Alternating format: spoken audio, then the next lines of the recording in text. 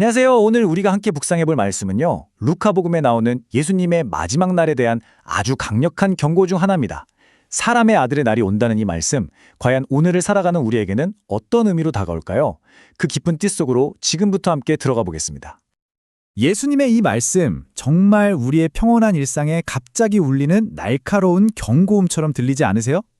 노아 때와 같이 될 것이다. 이 말씀이 단순히 먼 미래에 대한 예언이 아니라 바로 지금 우리의 삶을 비추는 거울이라고 생각하는 순간 우리는 아주 근본적인 질문과 마주하게 됩니다. 대체 노아 시대에 무슨 일이 있었길래 주님께서는 바로 그 시대를 콕 집어 말씀하신 걸까요? 여기서 정말 중요한 점이 하나 있어요. 예수님께서 노아와 롯의 시대를 예로 드신 건 우리가 보통 상상하는 그런 끔찍하고 기괴한 죄악들 때문이 아니라는 겁니다. 오히려 그 반대였어요. 그들의 진짜 문제는 너무나도 지극히 평범한 삶 그 자체에 있었습니다. 매일 반복되는 일상 속에서 그들은 가장 중요한 걸 보지 못하는 영적인 무감각에 깊이 빠져 있었던 거죠. 화면에 보이는 이 목록들을 한번 보세요. 먹고 마시고 장가들고 시집가고 또 사고 팔고 심고 짓는 일들. 이 중에 뭐 하나라도 그 자체로 죄가 되는 게 있나요? 아니죠. 전부 우리의 삶을 이루는 소중하고 자연스러운 활동들입니다. 하지만 바로 여기에 함정이 있었던 거예요. 노아 시대 사람들은 눈앞에서 방주가 쥐어지는 걸 보면서도, 롯의 시대 사람들은 의인의 경고를 들으면서도 오직 자기 눈앞의 일상에만 완전히 몰두해 있었습니다. 결국 홍수가 모든 것을 삼켜버리고 불과 유황이 모든 것을 태워버렸을 때 그들이 평생을 바쳐 이룬 모든 것들은 정말 한순간에 아무것도 아닌 것이 되고 말았습니다. 그렇습니다. 바로 이거예요. 진짜 위험은 그들의 행동 하나하나가 아니었습니다. 바로 그들의 보지 못함, 즉 영적인 무지였습니다. 다가오는 하느님의 심판에 대한 완전한 무관심, 세상의 것에만 시선을 딱 고정한 채 영원한 것을 전혀 보지 못하는 영적인 실명 상태, 이것이야말로 가장 무서운 위험이었던 거죠. 마치 스스로 눈과 귀를 가리고 벼랑으로 한 걸음 한 걸음 다가가는 것과 같았다고 할 수 있겠죠. 그렇다면 우리는 어떻게 해야 할까요? 이 치명적인 영적 무감각에서 어떻게 하면 벗어날 수 있을까요? 예수님께서는 우리에게 아주 구체적이고 단호한 행동을 요구하십니다. 바로 우리를 세상에 꽁꽁 묶어두고 과거에 발목 잡히게 하는 그 모든 것들로부터 뒤돌아서라는 그런 명령입니다. 롯의 아내를 기억하여라. 예수님께서 주시는 이 한마디, 이보다 더 간결하면서도 등골이 서늘해지는 경고가 또 있을까요? 구원의 천사가 직접 손을 이끌어주는 그 결정적인 순간에 그녀는 뒤를 돌아보고 말았습니다. 도대체 무엇이 그녀를 그 구원의 손길마저 뿌리치고 멸망의 도시를 돌아보게 만들었을까요? 그녀의 마음속에 남아있던 그 미련은 과연 무엇이었을까요? 성경에서 뒤를 돌아본다는 건 단순히 고개를 돌리는 물리적인 행동이 아니에요. 이건 마음의 방향에 대한 이야기입니다. 소돔에 두고 온 재산, 익숙했던 편안함, 세상적인 즐거움에 대한 미련과 집착, 바로 이것들이 롯의 아내를 붙잡은 보이지 않는 쇠사슬이었던 거죠. 결국 그녀는 그 집착 때문에 하느님께서 주신 새로운 생명의 기회를 바로 눈앞에서 놓치고 과거에 속한 채 굳어버린 소금 기둥이 되고 만 것입니다. 그리고 이어서 예수님께서는 신앙의 가장 깊은 역설을 말씀하십니다. 여기서 제 목숨이란 우리가 이 세상에서 어떻게든 지켜내려고 아등바등하는 바로 그것들이죠. 재산, 평판, 안전, 안락함 같은 것들 말입니다. 이것들을 꽉 붙들고 어떻게든 보존하려는 사람은 결국 진짜 생명, 즉 영원한 생명을 잃게 될 거라는 겁니다. 하지만 반대로 하느님을 위해 이 세상의 것들을 기꺼이 잃을 각오를 하는 사람, 내려놓는 사람은 오히려 그 진짜 생명을 온전히 살리게 될 것이라는 놀라운 말씀입니다. 자, 이제 이 질문이 바로 우리 각자의 마음을 향합니다.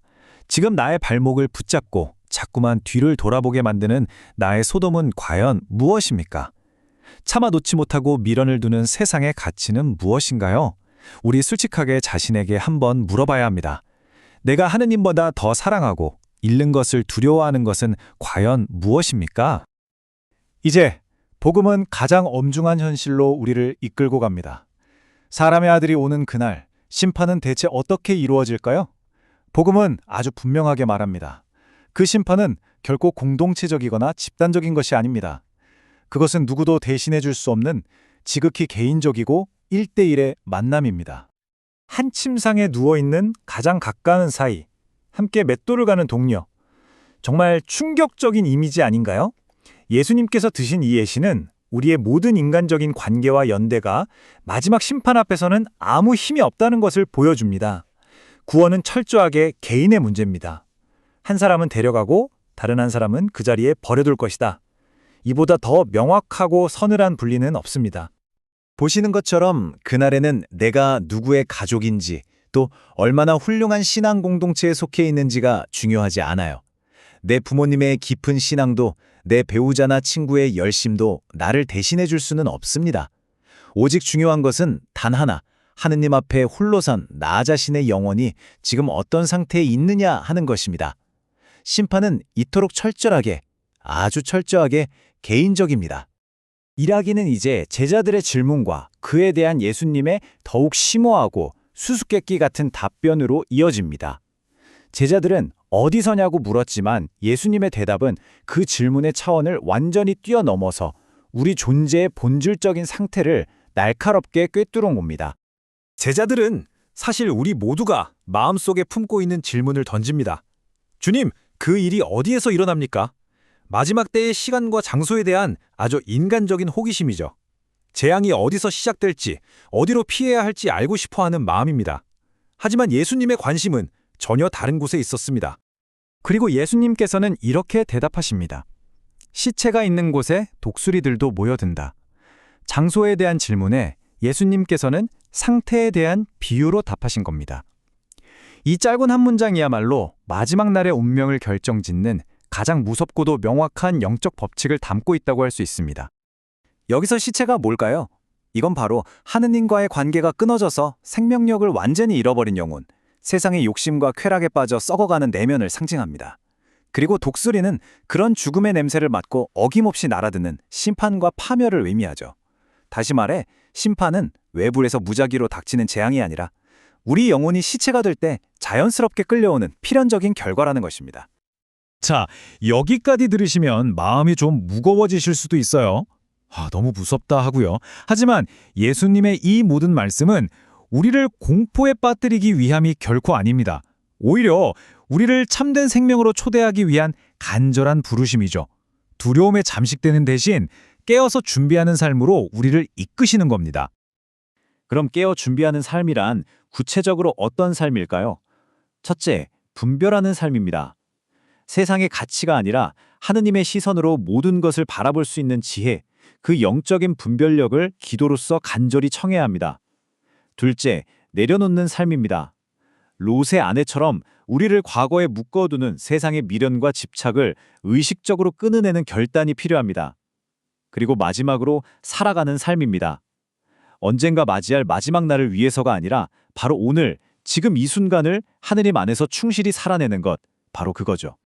결국 이 모든 가르침은 우리를 언제 오실까 하는 공포에서 해방시켜서 언제 오시던 기쁘게 맞이할 수 있는 사랑의 관계로 초대하는 겁니다.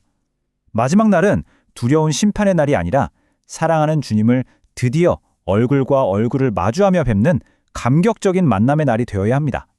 그 만남을 향한 설레는 희망, 그것이 바로 우리 그리스도인의 삶을 이끄는 힘입니다. 이제 마지막으로 우리 각자 자신의 영혼을 깊이 들여다봅시다. 지금 나의 삶은, 나의 영혼은 과연 어떤 상태입니까? 세상의 것들로 썩어가며 파멸의 독수리들을 불러 모으는 시체입니까? 아니면 하느님의 생기로 살아 숨쉬며 영혼을 향해 나아가는 생명입니까? 그 선택과 응답은 바로 오늘, 지금 이 순간을 살아가는 우리 각자에게 달려 있습니다.